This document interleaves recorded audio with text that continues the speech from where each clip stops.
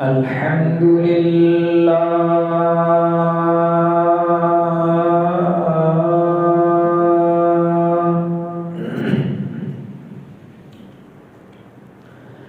الحمد لله نحمده ونستعينه ونستغفره ونؤمن به ونتوكل عليه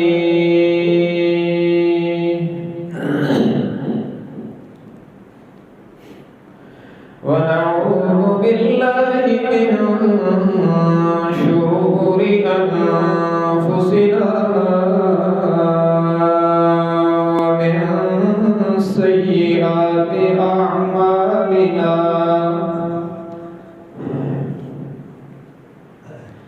من يهده الله فلا مضل له ومن يضلله فلا هادي له ونشهد أن لا إله إلا الله وحده لا شريك له ونشهد أن سيدنا وسندنا وشفيعنا وقائدنا الأعظم وهادينا ومرشدنا ومقوانا وملجأنا ومولانا محمدا عبده ورسوله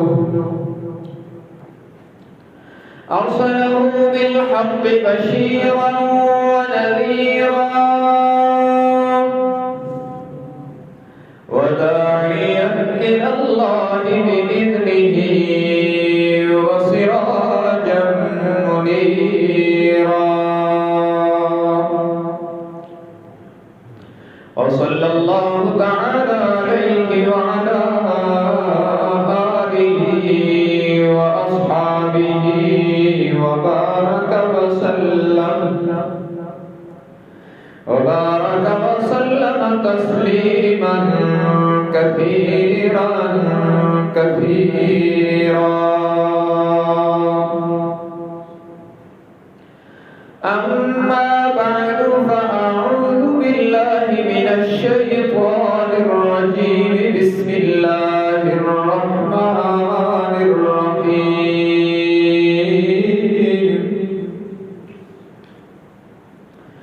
سبحان الذي أسرى بعبده ليلا من المسجد الحرام إلى المسجد الأقصى الذي باركنا حوله لنريه من آياتنا إنه هو السميع البصير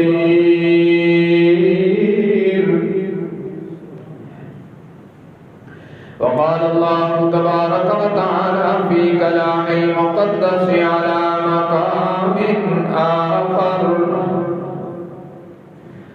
قد نرى تقلب وجهك في السماء فلنولينك قبلة ترضاها وقال النبي صلى الله تبارك وتعالى عليه وسلم لعن الله اليهود والنصارى اتخذوا قبور أنبيائهم مساجدا أو كما قال النبي صلى الله تبارك وتعالى عليه وسلم صدق الله وصدق رسوله النبي الأمي الهاشمي الأمين الكريم ونحن على ذلك لمن الشاهدين والشاكرين والحمد لله رب العالمين.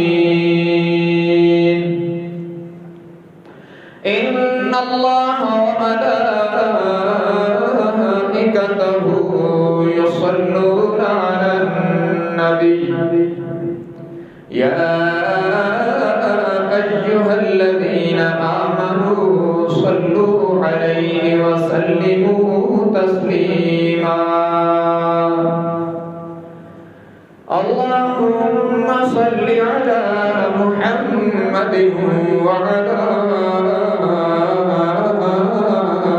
آل محمد كما صليت على إبراهيم وعلى آل إبراهيم إنك حميد مجيد. اللهم بارك على محمد وعلى آل محمد كما باركت على إبراهيم وعلى آل إبراهيم إنك حميد مجيد.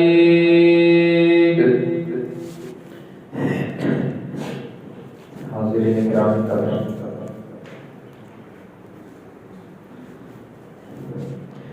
گزشتہ جمعۃ المبارک کے خطبہ سے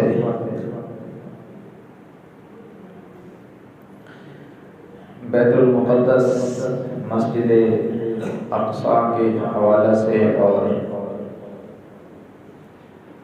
یہود کی اسلام کے ساتھ دیرینہ پرانی دشمنی کے حوالے سے گفتگو ہو رہی ہے. آج بھی اسی عنوان کے مزید کچھ پہلو آپ حضرات کے سامنے اجاگر کیے جائیں گے. مسجد اقصی بیت المقدس یہ حقیقتاً مسلمانوں کا ہی مذہبی اور مقدس مقام ہے، اور تقریباً 1.5 سال تک مدینہ منورہ میں اور 13 سال مکہ مکرمہ میں، تو تقریباً 14.5 سال حضور الاسلام کے اعلان نبوت کے بعد میں یہ مسلمانوں کا قبلہ رہا ہے. اور اس سے پہلے بھی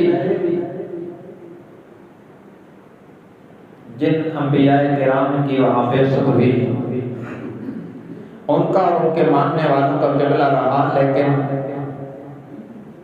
موجودہ یہودیوں کا اس سے کوئی تعلق نہیں، اس وجہ سے کہ ان کے پاس ان انبیاء کی تعلیمات کا کچھ حصہ باقی ہے، نہ وہ ان کے متبعین ہیں اور نہ ہی ان کی تعلیمات ان کے پاس اب اس شکل میں باقی ہیں جس شکل میں اللہ تبارک و تعالیٰ نے عطا فرمائی. اسے بیت المقدس اور مسجد اقصی کو حضرت سلیمان علیہ السلام نے تعمیر کروایا تھا، اور اس سے پہلے اگر اس کی تاریخ کو آپ دیکھیں، بنو اسرائیل کی جو تاریخ ہے وہ یہ ہے کہ حضرت ابراہیم علیہ السلام کے 2 بیٹے تھے، حضرت اسماعیل علیہ السلام اور حضرت اسحاق علیہ السلام. حضرت اسماعیل علیہ السلام مکہ مکرمہ میں آباد ہوئے، انہوں نے اپنے والد کے ساتھ مل کر بیت اللہ کو تعمیر کیا نئے سرے سے، اور حضرت اسحاق علیہ السلام فلسطین میں آباد ہوئے، اور ان کے بیٹے ہیں حضرت یعقوب علیہ السلام۔ حضرت اسحاق کے بیٹے ہیں حضرت یعقوب علیہ السلام۔ حضرت یعقوب کا لقب تھا اسرائیل۔ اسرائیل اس زبان میں اسرائیل کا معنی ہے عبداللہ، اللہ کا بندہ۔ یہ حضرت یعقوب علیہ السلام کا لقب تھا، اس لیے پھر ان کی اولاد بنو اسرائیل کہلاتی ہے۔ یہ جو قرآن میں ہے یا بنی اسرائیل یا بنی اسرائیل، یہ اولاد یعقوب علیہ السلام سے خطاب ہے۔ ان کا خاندان جو آگے چلا، ان کے 11 بیٹے تھے اور 12 حضرت یوسف علیہ السلام تھے۔ ان 12 سے جو نسل چلی وہ ساری بنو اسرائیل کہلاتی ہے، اور ان کے بیٹوں میں سے ایک کا نام یہودا تھا، اور اس کی مناسبت سے یہ پھر یہودی کہلاتے ہیں۔ بنو اسرائیل کا پس منظر یہ ہے کہ وہ حضرت یعقوب علیہ السلام کی اولاد ہونے کی وجہ سے، چونکہ ان کا لقب اسرائیل تھا، اس وجہ سے بنو اسرائیل کہلاتے ہیں، اور انہیں کے ایک بیٹے کا نام یہودا تھا، تو اس کی اولاد اور اس کے عزیز و اقارب رشتہ دار یہ پھر سارے اپنے آپ کو یہودی کہلاتے ہیں۔ یہ ایک فرد کی طرف منسوب تھا اور بعد میں مستقل مذہب کی طرف منسوب ہو گئے۔ تو اس طرح یہ بنو اسرائیل اور یہودی کہلوانے کا پس منظر ہے۔ حضرت اسحاق علیہ السلام یہاں کیونکہ آباد ہوئے تھے اس جگہ پر، اور پھر ان کی آل اولاد یہی تھی ارض فلسطین میں، اور اسی جگہ پھر یوں ہوا کہ بنو اسرائیل یہاں پھیلے، اور ارض فلسطین اور گرد و نواح میں، مصر وغیرہ میں ان کی آبادی پھیل گئی۔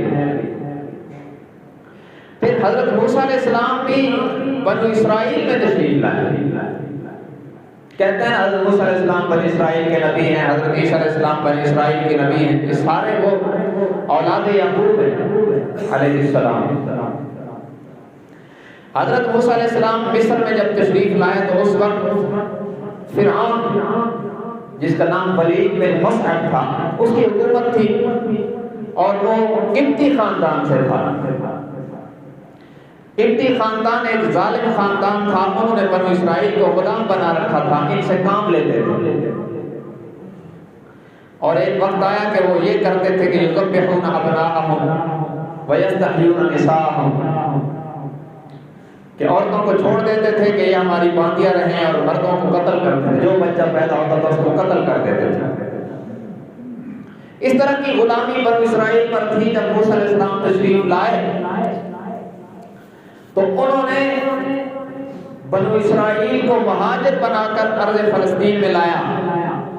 یہ جو مشہور قصہ ہے جو حضرت موسیٰ علیہ السلام دریائے نیل پر ان کو لے گئے، اور حضرت موسیٰ علیہ السلام کی لاٹھی مارنے پر اللہ نے 12 راستے بنائے، اور یہ سارے پار نکل گئے اور فرعون غرق ہو گیا۔ یہ سارے بنو اسرائیل تھے، اور وہ 12 قبیلے تھے جو حضرت یعقوب علیہ السلام کے 12 بیٹوں کی اولاد تھی، یہ سارے بنو اسرائیل تھے۔ یہ دریائے نیل سے پار آ کر وادی تیہ میں ارض فلسطین اور گرد و نواح میں حضرت موسیٰ علیہ السلام کے نائب حضرت یوشع بن نون علیہ السلام کے ذریعے سے ان کی قیادت میں اللہ نے ان کو فتح عطا فرمائی، اور یہاں پر پھر ان کو حکومت ملی، اور اللہ تبارک و تعالیٰ نے ان پر اپنی نعمتوں کی برسات کی۔ لیکن یہ یہودی روز اول سے بدفطرت قوم، انہوں نے نافرمانیاں کی، ناشکری کی، ان کے لیے من و سلوہ آتا تھا تو انہوں نے کہا کہ کھا کھا کے سست ہو گئے، ہمیں یہ نہیں چاہیے، ہم تو زمینوں میں ہل چلائیں گے اور جناب ادھر گندم اگائیں گے اور دالیں اگائیں گے اور پیاز کھائیں گے اور تھوم کھائیں گے اور یہ چیزیں ہم کھائیں گے، ہمیں یہ آسمان سے اترا ہوا من و سلوہ نہیں چاہیے، تو اللہ نے وہ بند کر دیا۔ یہ اس کا ایک بہت طویل پس منظر ہے، اگر میں اس داستان پہ رہوں تو شاید یہ رمضان تک چلی جائے کہ بنو اسرائیل کی بڑی تفصیل قرآن میں آئی ہے۔ شاید سب سے زیادہ انہی کا ذکر قرآن میں موجود ہے حضرت موسیٰ علیہ السلام کے حوالے سے۔ بڑی ناشکری اور عجیب و غریب عادات والی قوم ہے یہودی قوم۔ تو انہوں نے یہاں پر اللہ نے ایک سلطنت عطا فرمائی، اور انہی میں پھر حضرت موسیٰ علیہ السلام کے بعد حضرت داؤد علیہ السلام تشریف لائے اور حضرت سلیمان علیہ السلام تشریف لائے۔ یاد رکھنا ہمارے نزدیک یعنی اسلام کے نزدیک، مسلمانوں کے نزدیک حضرت داؤد علیہ السلام اور حضرت سلیمان علیہ السلام پیغمبر بھی ہیں، بادشاہ بھی ہیں، اور بادشاہ بھی ایسے کہ ان جیسی بادشاہی کسی کو نہیں ملی۔ ہواؤں پر بھی حکومت ہے، پہاڑوں پر بھی حکومت ہے، پرندوں پر بھی حکومت ہے۔ یہ بادشاہی نہ کسی کو ملی، نہ قیامت تک کسی کو ملے گی۔ اور یہودیوں کے نزدیک یہ دونوں بادشاہ ہیں، پیغمبر نہیں ان کے نزدیک۔ وہ اپنی حکومت کا سنہری دور سمجھتے ہیں حضرت داؤد اور سلیمان علیہ السلام کا جو دور تھا اس کو، ان کی وجہ سے ہمیں حکومت ملی، اور یہ بہت اچھے حکمران تھے، بادشاہ تھے۔ نبی نہیں مانتے وہ، لیکن مسلمانوں کے ہاں کیونکہ قرآن میں آیا ان کی نبوت کا تذکرہ ہے، ہمارے ہاں وہ نبی بھی ہے، بادشاہ بھی ہے۔ تو یہ جو بیت المقدس ہے، اس کو یہود کی کتابوں میں ہیکل سلیمانی کے نام سے یاد کیا جاتا ہے۔ اس کو حضرت سلیمان علیہ السلام نے تعمیر کروایا تھا جنات کی مدد سے، کیونکہ جنات بھی ان کے تابع تھے، تو جنات کے تعاون سے یہ جسے مسجد اقصیٰ کہتے ہیں یہ تعمیر ہوئی، اور اس طرح کے بڑے بڑے پتھر یہ انہوں نے اٹھا کے لگائے تھے، آج جن کا تصور نہیں کیا جا سکتا۔ اور یہیں پر وہ واقعہ پیش آیا کہ وہ نگرانی کرتے ہوئے لاٹھی پر ٹیپ لگا کے کھڑے تھے، اور پر وفات ہو گئی، اور جنات کو پتہ بھی نہیں چلا، وہ کام کرتے رہے۔ جب لاٹھی کے نیچے سے دیمک نے کھایا اور سلیمان علیہ السلام گرے ہیں، تو اس وقت جنات نے کہا تھا کاش کہ ہم علم غیب جانتے تو اتنے وقت مشقت میں نہ پڑے گئے۔ یہ سارا اس کا پس منظر ہے۔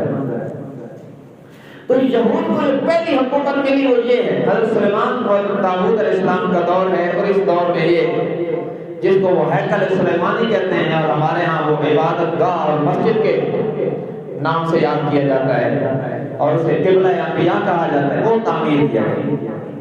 انہوں نے نافرمانیاں کی، وقت کے انبیاء اپنا وقت گزار کے دنیا سے چلے گئے اور یہود بگڑ گئے، تو اللہ نے انہیں سزا دی اور ایک ایرانی بادشاہ بخت نصر کو مسلط کیا، اس نے خوب قتل عام کیا ہے۔ یہ قرآن میں اس کے اشارے موجود ہیں۔ وَقَضَيْنَا إِلَىٰ بَنِي إِسْرَائِيلَ فِي الْكِتَابِ لَتُفْسِدُنَّ فِي الْأَرْضِ مَرَّتَيْنِ وَلَتَعْلُنَّ عُلُوًّا كَبِيرًا۔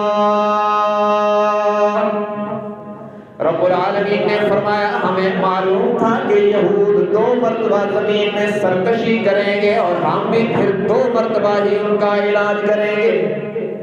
ایک مرتبہ بخت نصر آیا اور ان کو تہس نہس کر دیا، خود تباہ و برباد کیا، اور یہ جگہ ان سے چھین لی۔ بعد میں پھر ایک وقت آیا کہ ان کو پھر حکومت ملی، اور پھر کچھ وقت کے بعد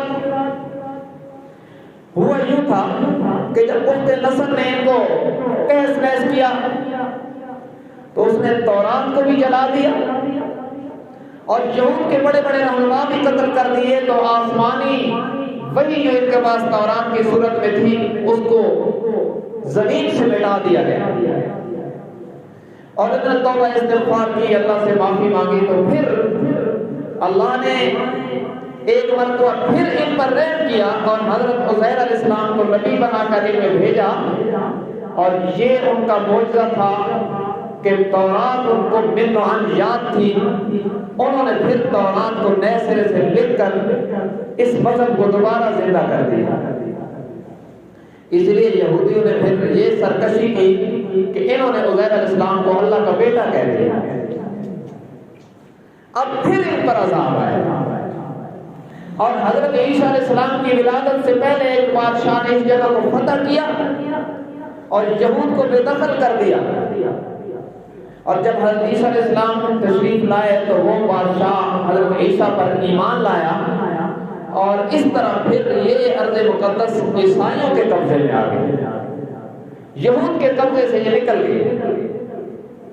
اور پھر حضور صلی اللہ علیہ وسلم کی بعثت تک یہ عیسائیوں کے پاس رہی، یہاں تک کہ جب سن 15 ہجری میں حضرت عمر نے وہاں تشریف لا کر اور ابو عبیدہ بن الجراح کی قیادت میں اس کو فتح کیا تو یہ عیسائیوں سے لیا تھا۔ یہود کا قبضہ عیسیٰ علیہ السلام سے پہلے یہاں سے ٹوٹا تھا اور صدیوں تک دوبارہ اس کو نہیں ملے۔ اب یہ عیسائیوں کے پاس تھا، اور جب جناب نبی کریم صلی اللہ علیہ وسلم نے اعلان نبوت فرمایا سن 610 عیسوی میں، حضور صلی اللہ علیہ وسلم نے اللہ کے حکم سے اعلان نبوت فرمایا، تو قانون یہ تھا کہ پہلے انبیاء کا جو قبلہ چل رہا ہوتا تھا جب تک نئی وحی نہیں آتی تھی تو وہی قبلہ ہوتا تھا۔ تو اس سے پہلے حضرت موسیٰ علیہ السلام، عیسیٰ علیہ السلام، حضرت اسحاق علیہ السلام، یعقوب علیہ السلام، دیگر جو پیغمبر تھے، حضرت زکریا علیہ السلام، یحییٰ علیہ السلام، ان سب کا قبلہ بیت المقدس تھا، کیونکہ یہ اسی علاقے میں آئے تھے، اور یہ وہی نبی ہیں۔ یہود جب نافرمانی پر اترتے تھے تو حضرت زکریا کو یہاں سے آرا مار کر 2 ٹکڑے انہوں نے کیا تھا، حضرت یحییٰ کو انہوں نے ذبح کیا تھا۔ یہ قرآن کہتا ہے وَيَقْتُلُونَ النَّبِيِّينَ بِغَيْرِ الْحَقِّ، یہ نافرمانی میں اس قدر آگے بڑھے کہ اللہ کے نبیوں کو قتل کر دیا۔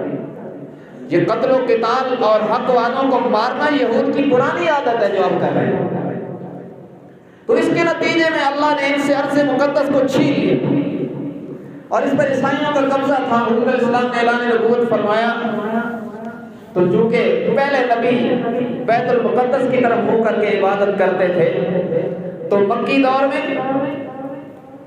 نمازیں فرض ہونے سے پہلے بھی جو نفلی عبادت ہوتی تھی وہ، اور نمازیں فرض ہونے کے بعد جو نمازیں پڑھی جاتی تھی وہ بھی، یہ بیت المقدس مکہ مکرمہ سے شمال مشرق کی طرف یہ اس کا رخ تھا۔ تو حضور علیہ السلام بیت اللہ کے سامنے اس طرح کھڑے ہوتے کہ بیت اللہ بھی سامنے رہے اور بیت المقدس کی طرف بھی رخ ہو جائے، اس کی بھی تعمیل کی، اور جو قبلہ مرکزی قبلہ کعبہ تھا جس کو حضرت ابراہیم علیہ السلام نے تعمیر کیا، بلکہ اصل جو عالمی ہدایت کا مرکز ہے وہ کعبہ تھا، بیت اللہ تھا۔ اس کو سب سے پہلے جب اللہ نے دنیا کو بنایا تو اس جگہ پر کعبہ فرشتوں نے بنایا، پھر حضرت آدم علیہ السلام نے اس کو تعمیر کیا، پھر طوفان نوح میں وہ منہدم ہوا، حضرت ابراہیم علیہ السلام اور اسماعیل علیہ السلام اس کو دوبارہ تعمیر کیا۔ تو یہ اصل جو عالمی قبلہ تھا وہ یہی تھا، اور جناب نبی کریم صلی اللہ علیہ وسلم اسلام کے مزاج کو سمجھتے تھے، اور آپ کی تمنا بھی یہی تھی کہ ہمارا قبلہ یہی بیت اللہ ہونا چاہیے، لیکن جب تک اللہ کا حکم نہیں آیا تو مکہ مکرمہ میں اس طرح رخ کر کے پڑھتے تھے کہ رخ ادھر بھی ہو جائے ادھر بھی ہو جائے، اور جب مدینہ منورہ تشریف لے گئے ہجرت کر کے تو پھر ایسا ممکن نہیں تھا۔ تو پھر حضور علیہ السلام 17 مہینوں تک بیت المقدس کی طرف رخ کر کے نماز پڑھتے تھے، لیکن آپ کی تمنا یہ تھی کہ کاش قبلہ اللہ بدل دے اور بیت اللہ قبلہ ہو جائے، اور بار بار آپ علیہ السلام کا رخ مبارک آسمان کی طرف نگاہیں بلند ہوتی تھی، جس کو قرآن میں بیان کیا گیا۔ فرمایا قد نرى تقلب وجهك في السماء فلنولينك قبلة ترضاها. میرے محبوب، آپ کا رخ انور، آپ کا چہرہ مقدس جب بار بار آسمان کی طرف بلند ہوتا ہے تو ہم عرشوں سے محبت کی نگاہوں سے دیکھتے ہیں. قد نرى تقلب وجهك في السماء، آپ کا چہرہ آسمانوں کی طرف بلند ہوتا ہے تو ہماری محبت کی نگاہیں اسے دیکھا کرتی ہیں. اور ہمیں معلوم ہے کہ آپ چاہتے ہیں آپ کے جد امجد جناب ابراہیم علیہ السلام کا تعمیر کردہ کعبہ قبلہ ہو جائے. فرمایا فَلَنُوَلِّيَنَّكَ قِبْلَةً تَرْضَاهَا.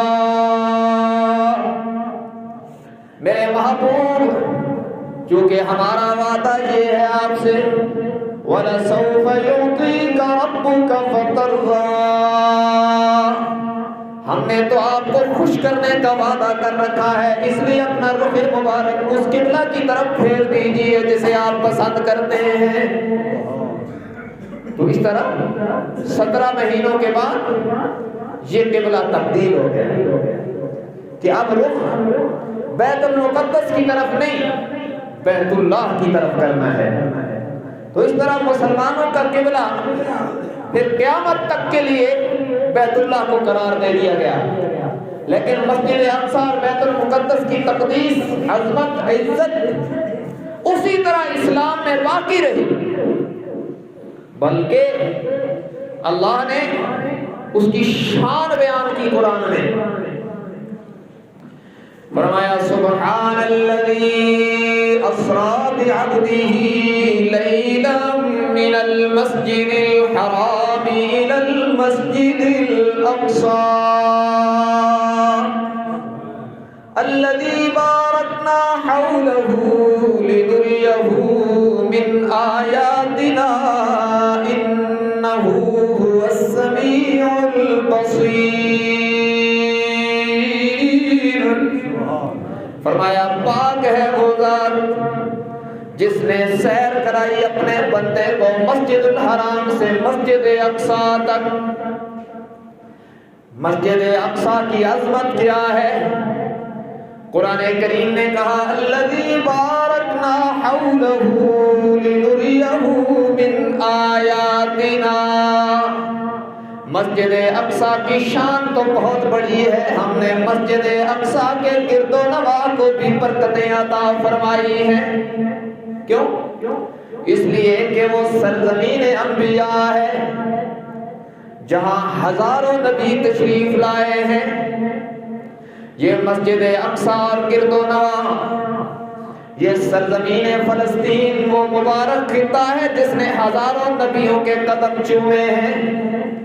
الذی بارکنا حولہ، جس کے گرد و نواح کو بھی ہم نے بابرکت بنایا ہے، جس کی عام زمین بھی برکتوں والی ہے، وہاں مسجد کتنی برکتوں والی ہوگی.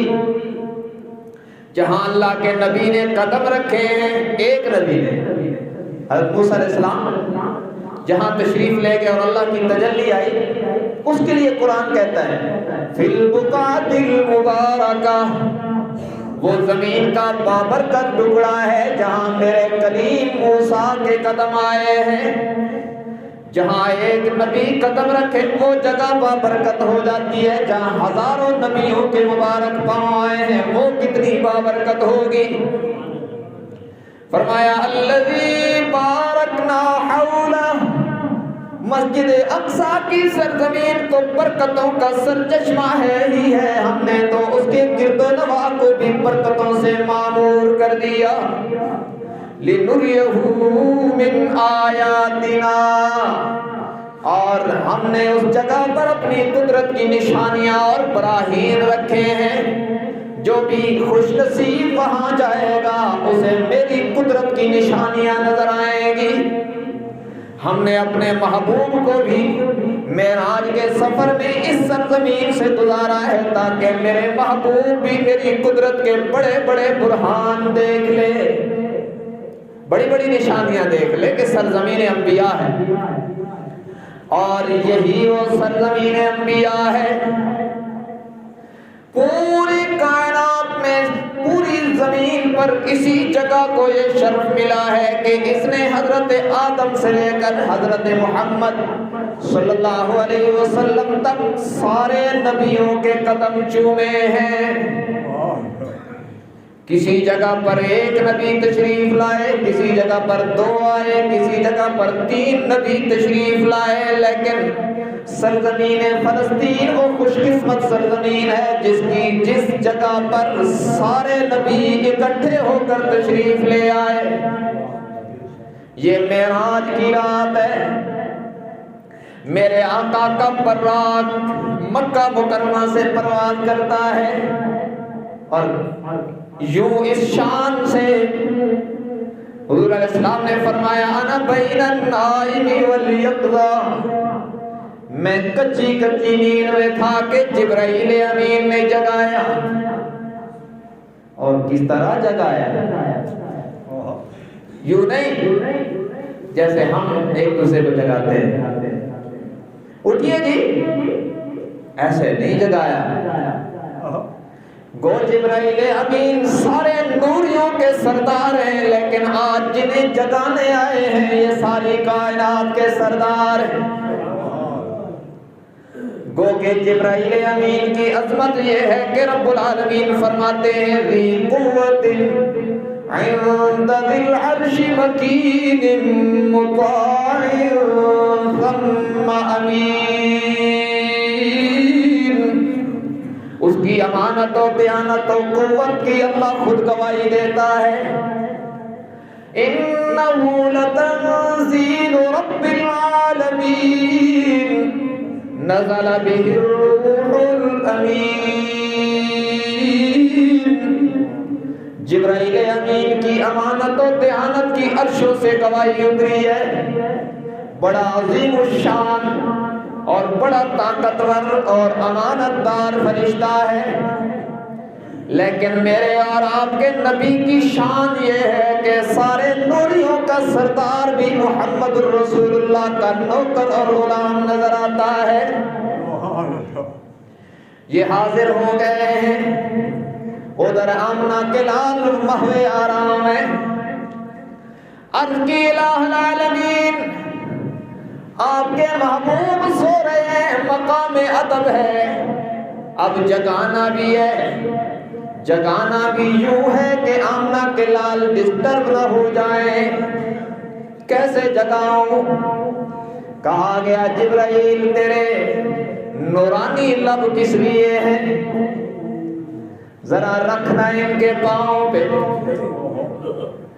میرے نبی کے پاؤں کو مس ہو جائے، پتہ چل جائے کہ نوریوں کا سردار بھی یہاں بادب نظر آتا ہے، اور یہ بھی پتہ چل جائے کہ جہاں جبرائیل امین کی شان کی انتہا ہے وہ محمد الرسول اللہ کے پاؤں۔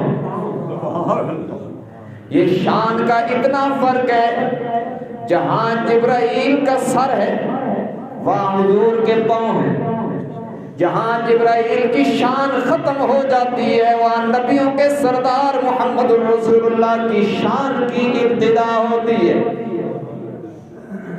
اس نے لب رکھ دی اور میرے آقا بیدار ہو گئے۔ شاعروں کا بھی عجیب مزاج ہوتا ہے، کسی شاعر نے تصور کی دنیا میں حضرت جبرائیل سے پوچھا کہ حضور کے پاؤں چومے مزہ آیا، تو پھر تصور کی دنیا میں خود ہی جواب دیا حضور کی عظمت شان منقبت کو دیکھ کر کے جبرائیل امین نے کہا میں نے جنت کو دیکھا ہوا ہے، جنت کی بہاروں کو، پھولوں کو اور سبزوں کو اور جناب جنت کے لشکاروں کو دیکھا ہے، لیکن میرا تصور یہ ہے نہ جنت کی کلیوں میں دیکھا مزہ جو محمد کی تلیوں میں دیکھا۔ یہ شان عجیب ہے، اس شان سے میرے آقا کی سواری روانہ ہوئی، اور طویل داستان ہے۔ چلتے ہوئے مسجد اقصی پہنچی ہے۔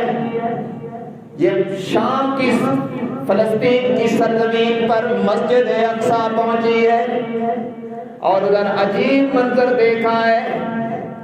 جو ہی میرے آقا جناب محمد رسول اللہ صلی اللہ علیہ وسلم وہاں داخل ہوئے تو دیکھا جناب آدم سے عیسیٰ تک سارے نبی حاضر۔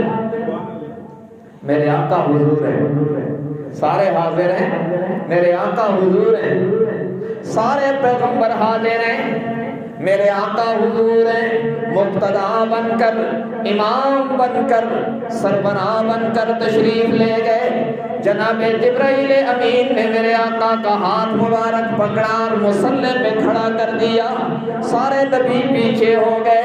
یہ مسجد اقصی کی سرزمین ہے جس نے سارے نبیوں کے پہلے پاؤں کے بوسے لیے، پھر سارے نبیوں کی پیشانیاں چومی ہیں، یہاں سارے نبی تشریف لائے ہیں۔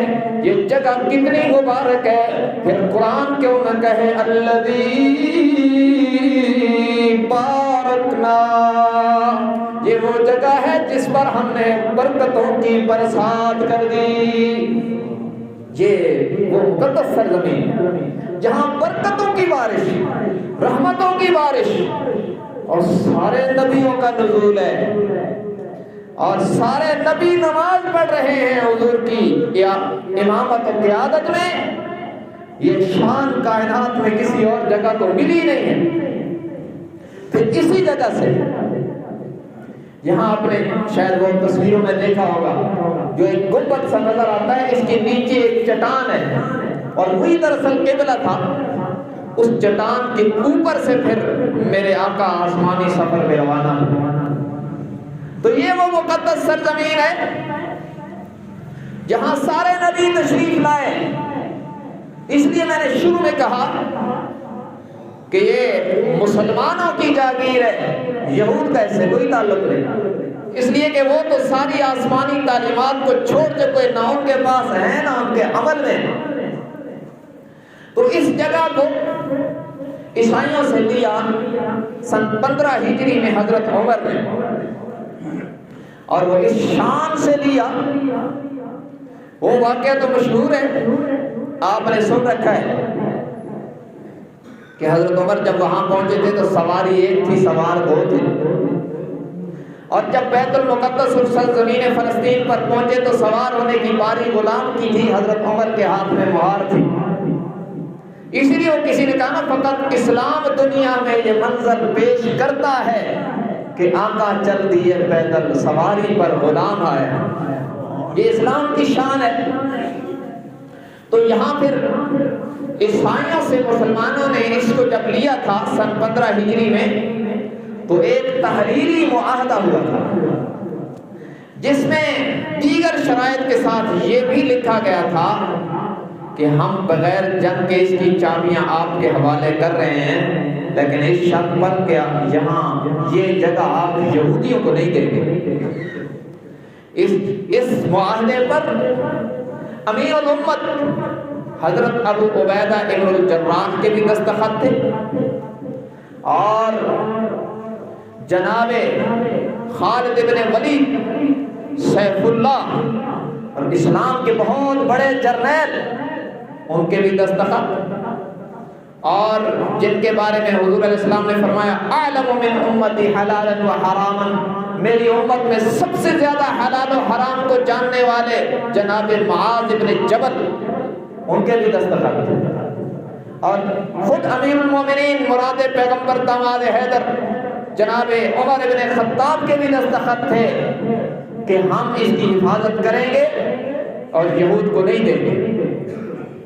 تو انہوں نے اس طرح مسلمانوں کے حوالے کیا، اور سن 15 ہجری سے لے کر 1908 تک مسلمان حکمرانوں نے اس معاہدے کی پاسداری کی۔ یہاں پر حکومتیں آتی رہی، خلفائے راشدین کے بعد بنو امیہ آئے، ان کے بعد بنو عباس آئے، اور پھر ان سے حکومت لی ترکوں نے، اور خلافت عثمانیہ جو قائم ہوئی تو انہوں نے حرمین کی بھی اور اس جگہ کی بھی خوب پاسبانی کی اور معاہدے کی خوب پاسداری کی۔ سلطان عبد الحمید ثانی، یہ جو ترک بادشاہ تھا خلافت عثمانیہ کا، اس کے پاس 1902 میں یہود کا ایک وفد آیا۔ یہ وہ وقت تھا جب خلافت عثمانیہ کمزور ہو چکی تھی۔ یہ اس طرح کمزور ہوئی تھی کہ خلافت عثمانیہ کا ایک وقت تھا کہ وسطی یورپ تک ان کی فتوحات پہنچ چکی تھی۔ جو سلطان بایزید بلطرف تھا وہ بجلی کی طرح فتوحات کرتا جا رہا تھا اور وسطی یورپ تک پہنچ چکا تھا۔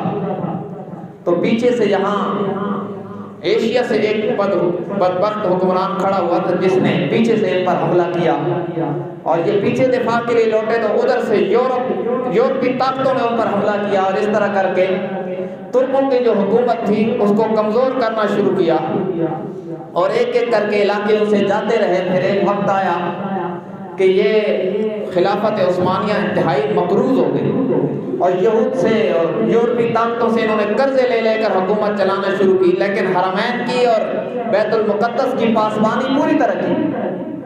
تو 1902 میں جبکہ خلافت عثمانیہ انتہائی کمزور، کہتے ہیں یورپ کا مرد بیمار، یہ اس طرح ہو چکی تھی اور انتہائی معاشی بدحالی کا شکار ہے۔ تو اس وقت یہودیوں کا ایک وفد آیا، سلطان عبد الحمید ثانی سے آ کے ملے، اور انہوں نے آ کے کہا کہ اگر آپ فلسطین میں یہودیوں کو آباد ہونے کے لیے کچھ زمین دے دیں تو ہم آپ کا سارا قرضہ بھی اتار دیں گے، اور 10 سال تک آپ کو حکومت چلانے کے لیے جتنا پیسہ چاہیے سب دیں گے۔ سلطان عبد الحمید ثانی فوراً غصے میں آ گیا اور ان کو کہا کہ یہاں سے دفع ہو جاؤ، کیا تم یہ چاہتے ہو کہ میں حضرت عمر کے معاہدے کو توڑنے والا پہلا مسلمان بنوں؟ یہ نہیں ہوگا۔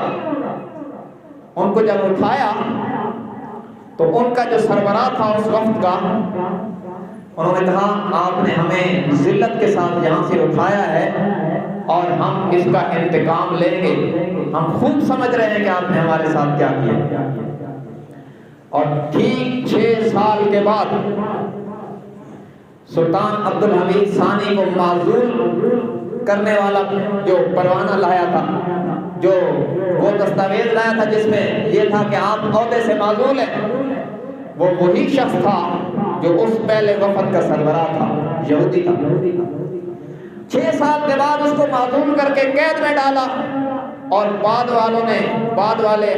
میں آنے والے حکمرانوں نے بے غیرتی کر کے یہ فلسطین میں یہود کو آباد ہونے کی اجازت دی۔ اور مسلمانوں نے تو اولاً کوشش کی کہ یہودیوں کو جگہ نہ بیچے، لیکن انہوں نے عیسائیوں سے خریدی اور مارکیٹ ویلیو سے 4 گنا زیادہ لگا کر یہاں پر یہ جگہ خریدی، اور اس طرح یہود کی آبادی کا وہاں آغاز ہوا۔ سلطان عبد الحمید ثانی کو جیل میں ڈال دیا گیا، اور بعد والوں نے 1908 کے بعد سے لے کر 1918 تک یہ فلسطین کی سرزمین پر یہودیوں کی آبادی 6% ہو گئی۔ اور جو پہلی جنگ عظیم تھی اس میں خلافت عثمانیہ نے جرمنی کا ساتھ دیا تھا اور ان کو شکست ہوئی تھی، تو اس کے نتیجے میں یورپی طاقتوں نے اس جگہ کو ٹکڑے کر دیا، کوئی لبنان بن گیا اور کچھ اردن بن گیا اور کچھ جناب ایران کو 2 حصوں میں تقسیم کر دیا۔ اس طرح کر کے اس جگہ کے ٹکڑے کر دیے انہوں نے تاکہ کسی طرح یہ متحد نہ ہو سکے، اپنی 1.5 اینٹ کی مسجد بچاتے رہے، اس طرح ہوتے رہے۔ تو اس طرح وہ ان کو بھی کمزور کر دیا، اور یہودی یہاں آباد ہوئے، 6% ان کی آبادی تھی، اور انہوں نے مطالبہ کیا کہ ہمیں علیحدہ ایک وطن بنا کے دیا جائے جس میں ہم مذہبی طور پر آزاد ہوں۔ تو اس طرح کی کوششوں کے نتیجے میں پھر اسرائیل وجود میں آیا، اور یہ یاد رکھنا جو شخص سلطان عبد الحمید ثانی کے پاس آیا تھا اس وفد کا سربراہ بن کر، وہی شخص تھا جو آیا تھا پھر ان کی معزولی کا آرڈر لے کر اور جب اس جگہ پر اسرائیل کا قیام ہوا تو وہی شخص تھا یہودی جو اسرائیل کا پہلا صدر بنا، اس کا نام تھا ڈاکٹر ہرزل۔ وہ اس طرح کا متعصب اور سازشی یہودی تھا جس نے اتنی بڑی سازش کی کہ مسلمانوں کی حکومت کو بھی توڑ دیا اور وہاں پر ایک علیحدہ سے خالص یہودی ریاست کا قیام بھی وجود میں آیا ان کی سازشوں کے نتیجے میں، اور اس ناجائز ریاست کا ناجائز صدر جو پہلا بنا یہ وہی بندہ تھا۔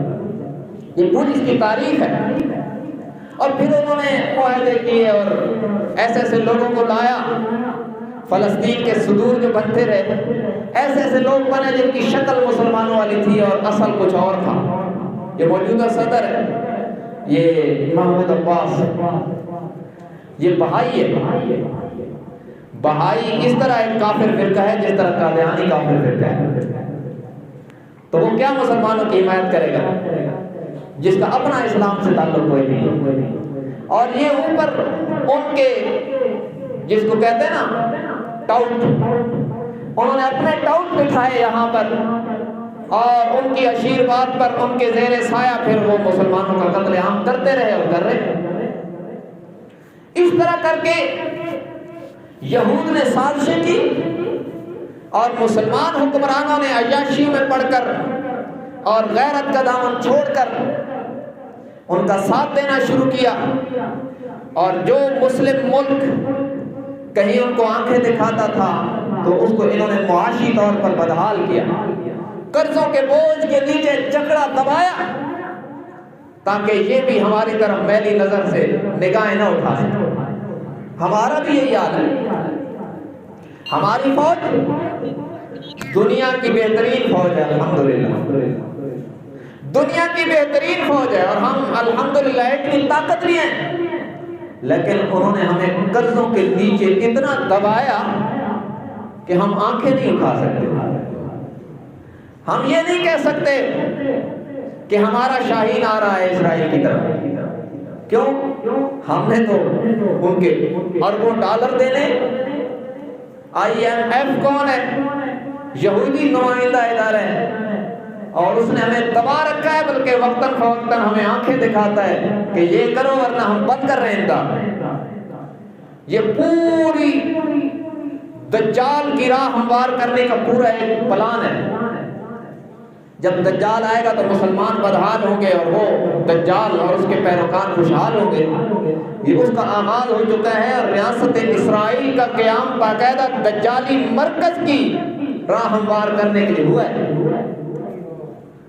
اسلام دشمنی آشکارا ہو رہی ہے اسرائیل کے قیام سے، اور جو اسرائیل کا نقشہ ہے نا ان کے پاس، جو ان کی پارلیمنٹ میں لگا ہوا ہے، اس میں سارا شام، سارا اردن اور یہ مصر کا صحرائے سینا اور دریائے نیل کا کچھ حصہ، تقریباً مصر کا تہائی حصہ، اور آدھا سعودیہ جس میں مدینہ منورہ بھی شامل ہے، اس سب کو وہ اسرائیل سمجھتے ہیں، اور ان کا پلان یہ ہے کہ ہم اس سب کو حاصل کر کے اس پر یہودی حکومت کا قیام کریں گے۔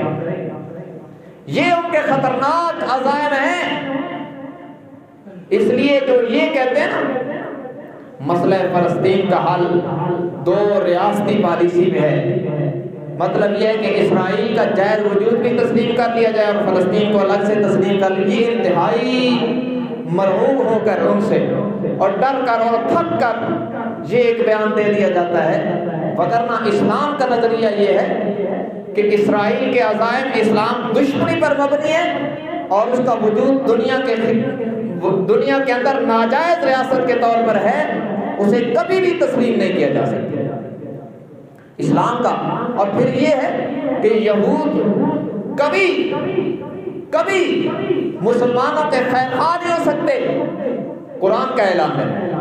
ان سے جتنی مرضی دوستیاں لگاؤ اور تعاون کرو اور جناب ان کے لیے نرم ہو جاؤ، قرآن کا اعلان ہے وَلَن تَرْضَىٰ عَنكَ الْيَهُودُ وَلَا النَّصَارَىٰ حَتَّىٰ تَتَّبِعَ مِلَّتَهُمْ قُلْ إِنَّ هُدَى اللَّهِ هُوَ الْهُدَىٰ وَلَئِنِ اتَّبَعْتَ أَهْوَاءَهُم جاءهم بعد الذي جاءك من العلم ما لك من الله من ولي ولا نصير.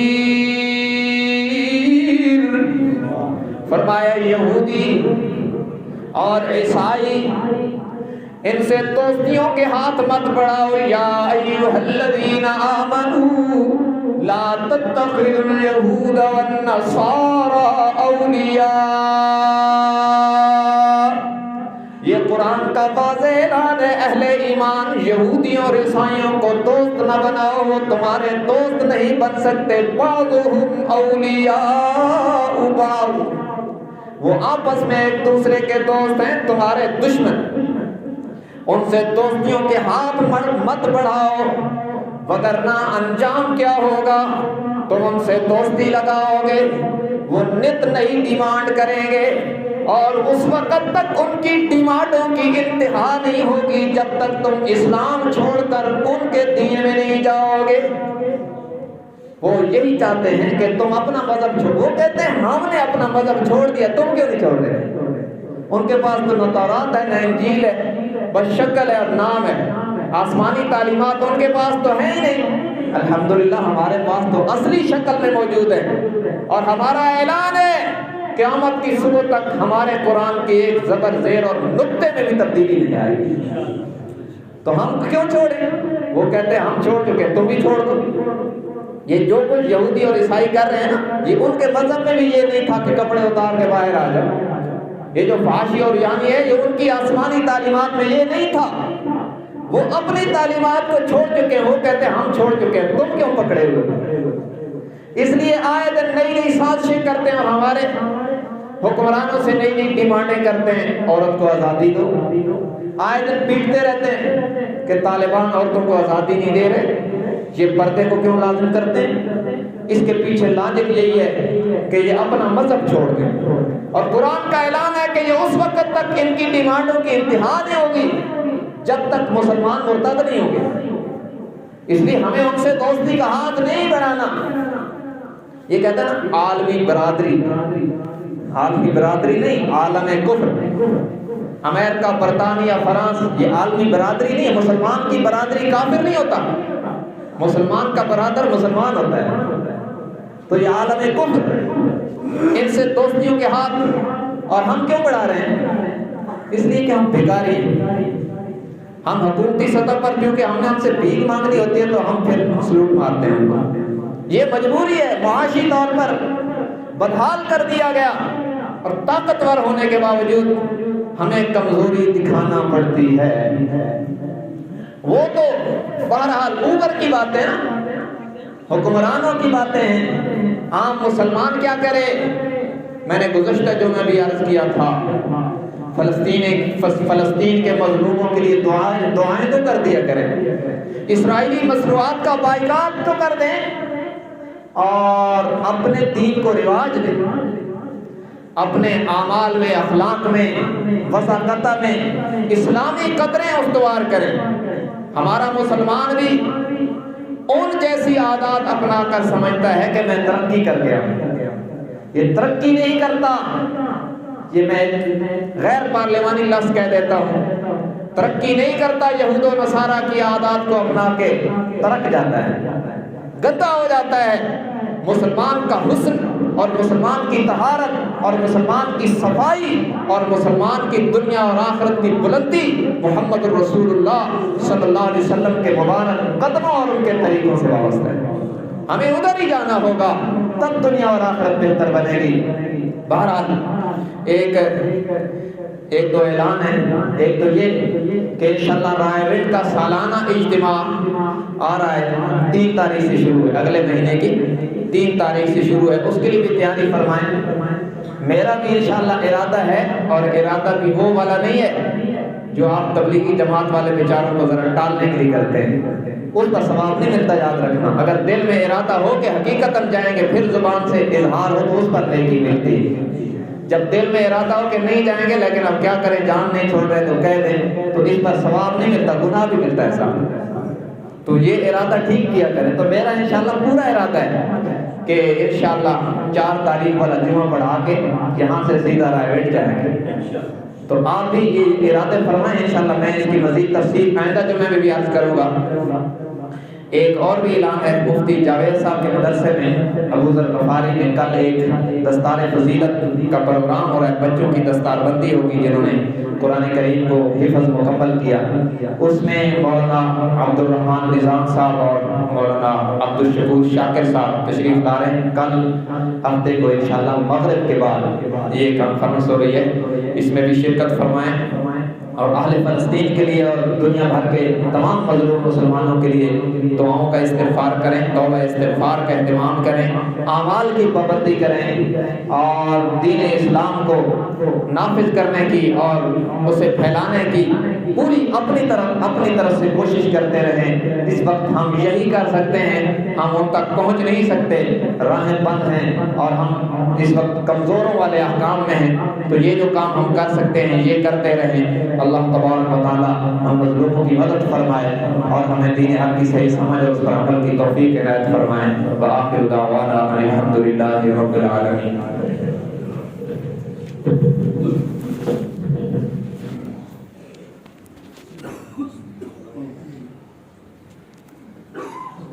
Pause record.